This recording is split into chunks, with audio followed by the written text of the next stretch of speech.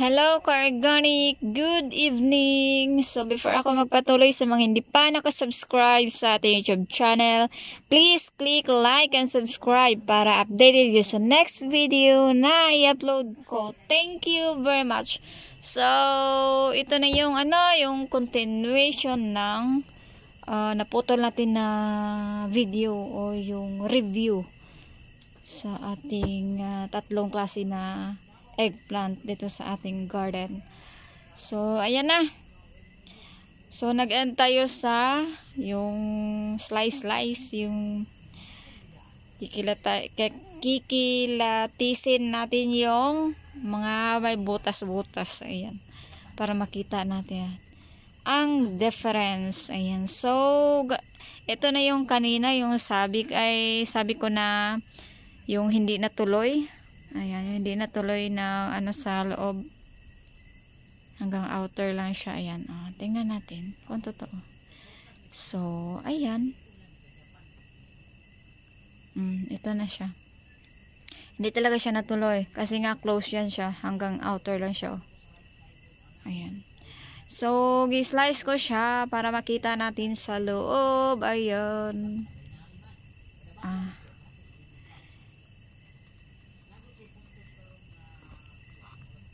So, ayan, hindi siya talaga inatake ng peste, Ayan, Naglagom na siya kaya gislice ko na siya. Mga seeds niya yan, yung dark. Ayan. So, hindi siya inatake ng peste. Ito yung pang salad na talong. Someone tinatawag ang iba nito tinatawag dito yung igat. Kasi dito sa Davao ang kadalasan tinatawag dito igat na talong or leon na talong. Ayan, wala talaga siyang hindi talaga siya ng wasp. Ayan. So, kung sa sa tao pa or sa bilihin or sa product, dili siya halinon sa wasp. Ayan. Hindi masyado siyang halinon. So, dito tayo sa may talong na laging makikita natin sa ating mga merkado or palengke, yung nabibili natin sa palengke. Ayan. So, maraming mga synthetic na talong makikita or nabibinta doon sa palengke natin. So, sa atin is naturally grown or organically grown. In short, hindi tayo nag-a-apply ng mga synthetic chemicals or fertilizer. We apply only vermicast and yung mga damo-damo na makikita lang natin sa ating paligid. Kasi yung damo, pag malantayan siya is magiging pataba yan sa ating mga tanim. So, balik tayo dito. So, ito na yon kanina. Ayan. Ito na yung close natin. Ito na yung yung sabi ko kanina na tinasukan ng wasp. Ayan. Yan yung kanina, yung black. So, ihati ko siya sa gitna and then, ayan na yung nasa loob. So, wala na yung uod. Ay, ito pala. Nahati din siya. Ayan. Ito uod.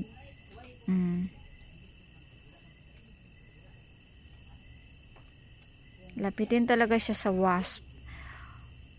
In short, ito yung priority ng wasp. Ito yung kung sa Bisaya pa ginadugok og peste. Ayan, harmful insect. Ayan. So, yun pa rin, hinati ko siya sa gitna para makita natin yung gitna niya. So, ayan, paghati ko ito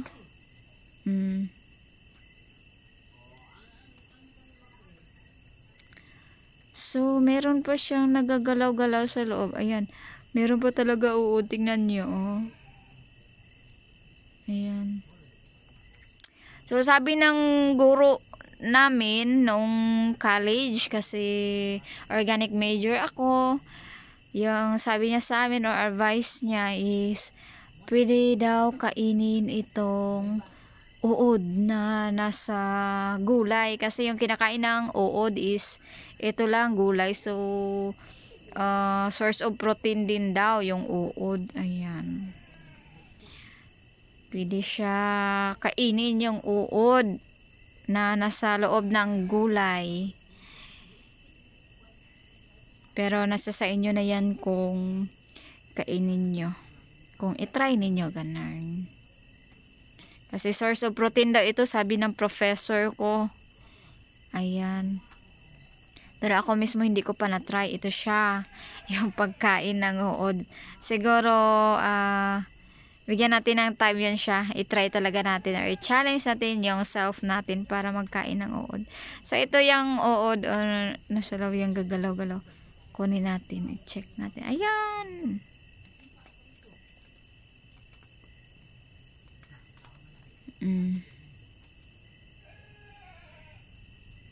So, itong brown, yan yung waste niya or yung pupo niya. Ayan. Yan na yung ginagawa niya sa loob ng talong. Kain lang ng kain, kain lang ng kain. Hanggang sa ma-develop siya, hanggang sa maging matured. Ayan. Ano namang ginagawa yung larva na yan. Kain lang siya ng kain hanggang sa matured, mag-matured siya. So, that's life. Yan yung nila, cycle nila. Na mature na sila, lalabas na, tsaka magka-wings na. Ayan. So, ito. Nag-brown lang yan siya kasi medyo kanina ko pa siya gi-slice. So, ito yung niya, yung kahati niya. Ayan. Ito yung sabi ko kanina na may butas na posibleng nakalabas na yung wasp kasi may butas na. Ayan. Ayan natin. Ayan. Di ba may butas na yan siya kanina? Yung hindi pa na slice. So, pagbukas ko, ganyan na siya. So, tama ako kasi wala na talaga ang wasp dito. Ayan. Wala na yung uod. Nakalipad na. Nag-mature na siya and nagka-wings na. Nag-fly na yun siya. Ayan. Diba? Wala na siya.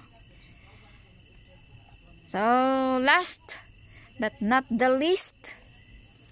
Sure lang. So, ito yung white na eggplant. Marami siyang mga black na spot. Ito. Ayan yung sabi ko kanina na tinusukan ng wasp. So, yati ko siya sa gitna. And then, ito yung na-find out ko. Let's check. Ayan. So, hanggang dyan lang siya. Wala pa ako nakita na larvae. Ayan pala, pero wala din egg. I don't know kung walang itlog ito kasi hindi naman microscope na yung mata natin, di ba? So, ito lang yung makita ko. Parang wala naman siyang itlog. Kasi kung may itlog siya, dapat na-develop na yun siya. Nagka-larvae na yun siya.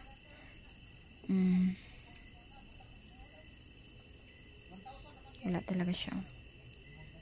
Sana yun? Ito yung black kanina. Ito. Yung black. Yan o sa gilid. Nati ko siya para matingnan natin sa loob. So, ito na siya. Ito yung sa loob. Ito. So, wala talaga siyang uod. Last. So, ito.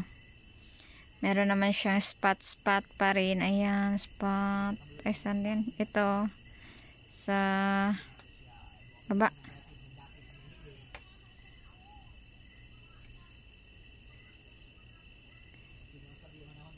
Ayan, meron talaga siya sa loob. Ayan pero wala na siyang uod. Yung ano niya na lang, yung pupo niya na lang yung naiiwan. Ayan. Wala na. So, ito yung study ko dito sa eggplant kasi trial and error tayo. Ayan, wala na siya.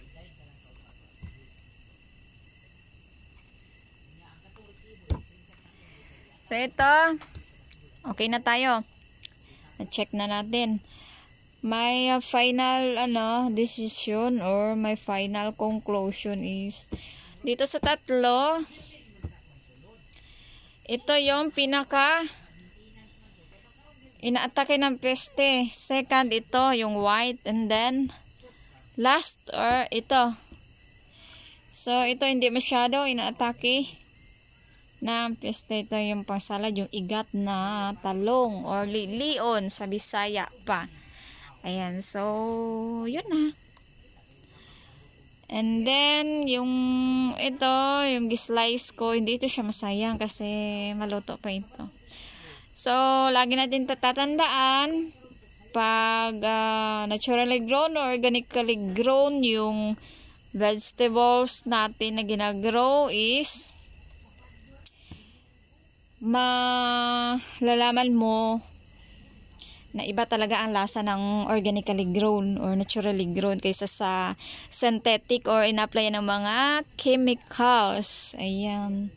So, ang isang tip dyan sa pagkilatis ng talong or kung para malaman mo kung synthetic or organic is sa pamamagitan ng kanyang structure or ano yan siya, yung forma niya kung sa Bisaya pa. Kasi nung college ako, yung merong ano yan siya, final judging ba yun sa CA day namin, college agriculture day, and then ako man nagharap sa mga judges. Hindi ko talaga makalimutan, i-share ko lang sa inyo.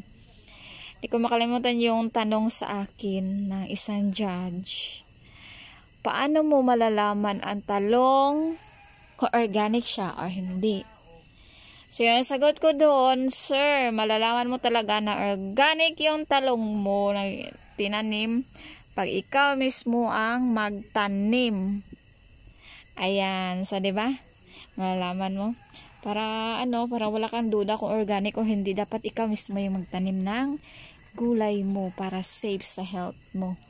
Kaya kung may mga space kayo dyan sa mga bahay ninyo or may mga plastic bottle or container ng mga minerals kayo dyan, lagyan nyo yan ng mga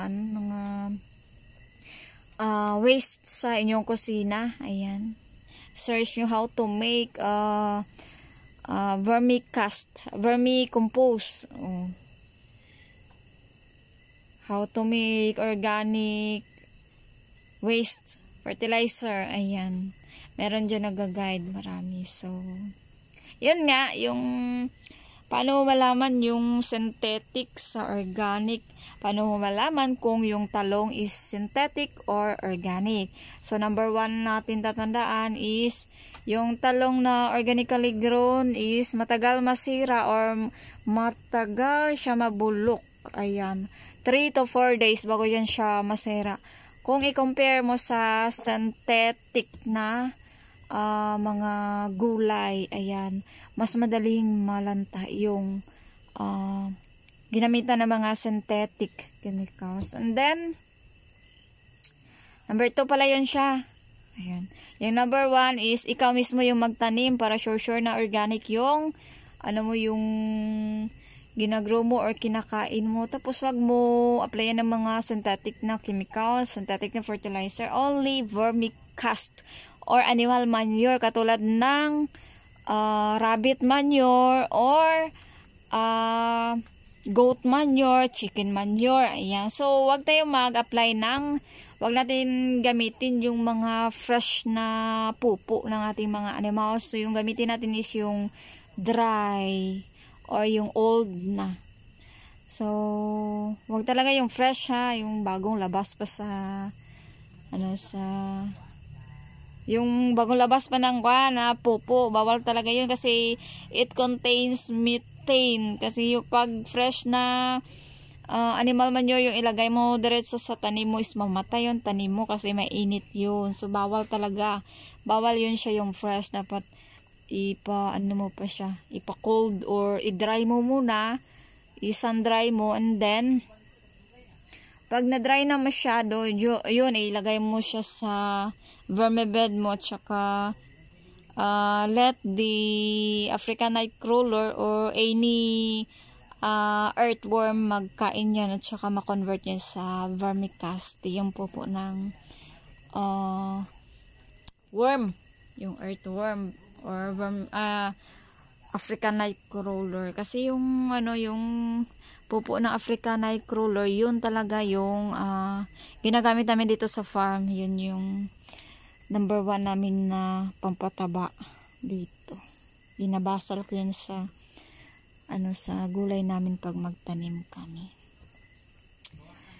So yun, ang pangatlo na technique para malaman mo kung organic yun siya is pag magpunta ka sa palengke, pag may makita ka na may mga ganito, yung sabi ko kanina, yung may mga itim-itim, ito may mga ganito, ito yung itim-itim, tapos yung may mga pupo na sa labas, ayan, may mga ganito ba, ganito. Makonclude mo yan siya na organic. Makonclude mo yan siya na hindi masyado ginamitan ng chemical. Kung ginamitan mo siya ng chemical, yung talong na merong ganito is hindi siya tinamaan ng chemical. Ayan. Kasi yung tinamaan ng chemical na talong is makinis masyado. Sobrang kinis, as in parang glass skin. Nagasinaw-sinaw. Oh, so ito hindi masyado.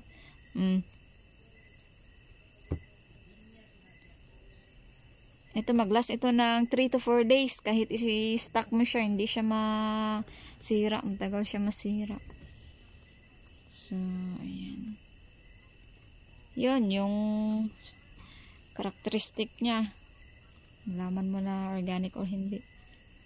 Itong organic kasi na talong is medyo magaspang. Oh. So, ilapit natin. Ayan, oh.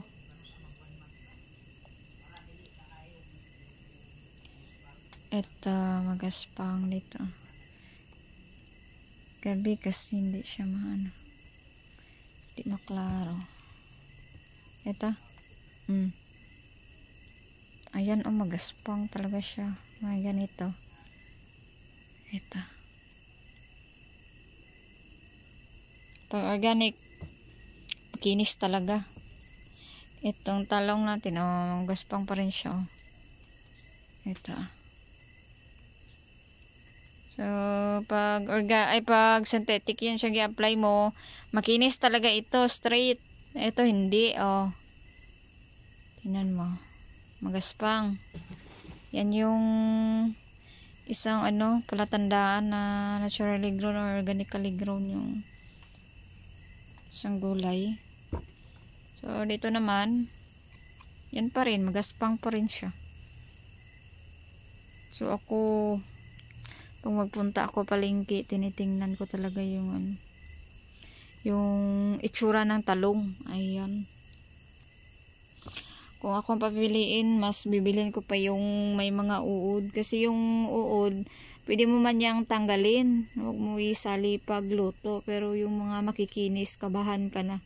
Kasi yung mga makinis na talong is may pakapin na yan siya na mga synthetic chemical. So, ma-absorb ng body mo yan kasi lutuin mo kahit anong hugas mo yan ng tubig. May maiwan pa rin yan. Kasi ito, yung talong, usually hindi naman ito binabalatan. So, pag ma-absorb ng talong yung gi-spray na synthetic dyan, magkalat dito at saka makain mo. Sino makade-benefits yung katawan mo. So, maraming masamang naidulot yung mga chemicals na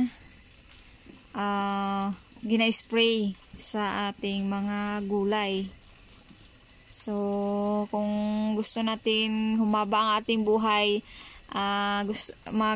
mag-choose tayo ng right food na i-consume. Dapat organic para healthy yung mga organs, mga body systems natin. Ayan.